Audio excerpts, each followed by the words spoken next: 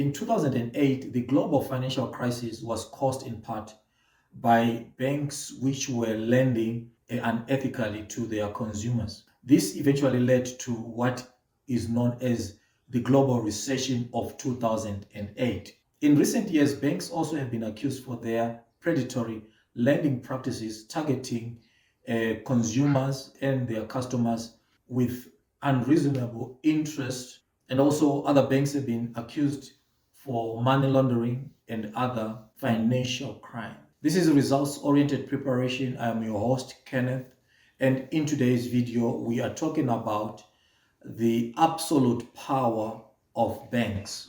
Please like, share, and subscribe if you have not yet subscribed. What is absolute power? Absolute power is the ability to exercise authority without any limits or checks. It is the power to do whatever one wants, whenever one wants, without having to answer to anyone. It is usually associated with dictators. But we know that institutions, CEOs, and other power holders possess and use it. Banks have immense power over governments, over corporates, and over individuals. Now, in the use of this power, in most cases, you find that banks have been caught abusing such power in order to turn things in the direction of their own policies or to pursue agendas which have been considered to be unethical. Now, let's look at the power of banks over governments. Now, a lot of banks possess this kind of power because governments need banks to finance their operations, their day-to-day. So they'll go to banks for loans and for other financial services. Now, this gives banks the kind of leverage that they need towards governments.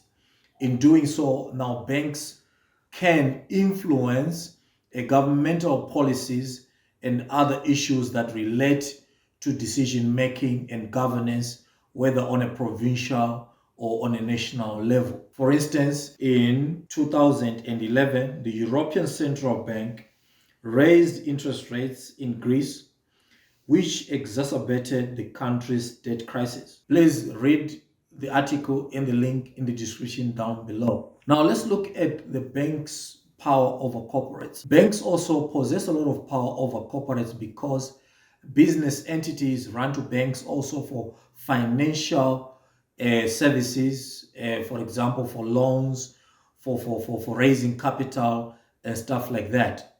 So as a result, banks find themselves in a situation where they have the ability to influence corporate policies and decision making in corporate entities, thereby abusing such power in an unethical manner. For instance, Standard Bank closed the bank account of Independent Media, a South African media company, on so-called ethical reasons. This raised concerns about the bank's power to silence alternative or critical voices in a so-called democratic state. I'll also leave the link to the story in the description down below and many other stories like it.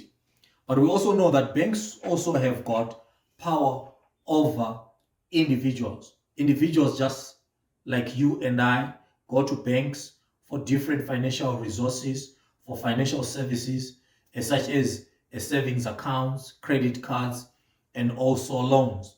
So as a result, individuals find themselves becoming prey to those so-called banks. Banks are charging an unreasonable interest, thereby suppressing individuals who, even in the current economic circumstances, are faced with serious hardships.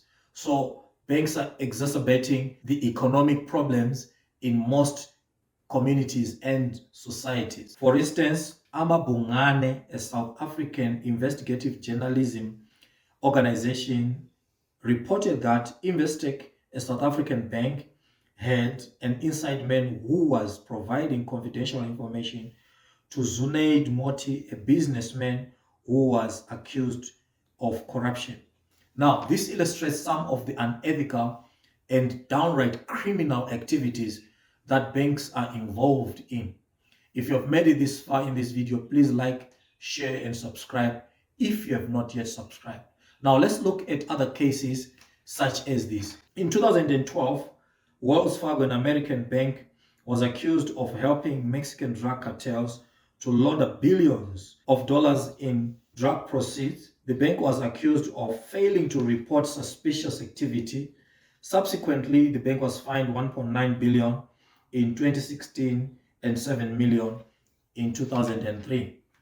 Standard Chartered Bank in 2012 was fined $670 million by the U.S. Department of Justice for violating sanctions against Iran. Again in 2012, HSBC was fined $1.9 billion by the U.S. government for failing to report drug cartels and other criminals for using the bank to launder money. In 2019, Danske Bank was fined $2 billion by the U.S. Department of Justice for its role in a massive money laundering scheme. For these and many other stories like them, I'll leave the links in the description box down below. But having such power means that there are things that are supposed to be done that are not being done.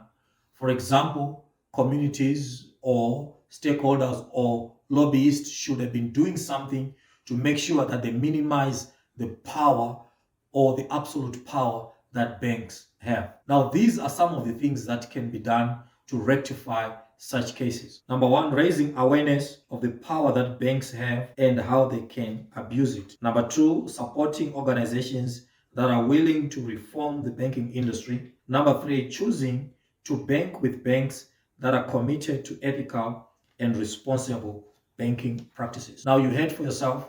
I'll urge you to go read those articles and also leave a comment and tell us exactly how you as an individual or as a business owner have been on the other side of the power, the absolute power that banks have. Have banks used such power against you, against your family, against your business, or against any other activities that you were involved in? This is results-oriented preparation. Thank you so much for watching. Like, share the video, and subscribe if you have not yet subscribed. Please look out for Friday Money Matters on this channel every Friday. Thank you for watching. Bye.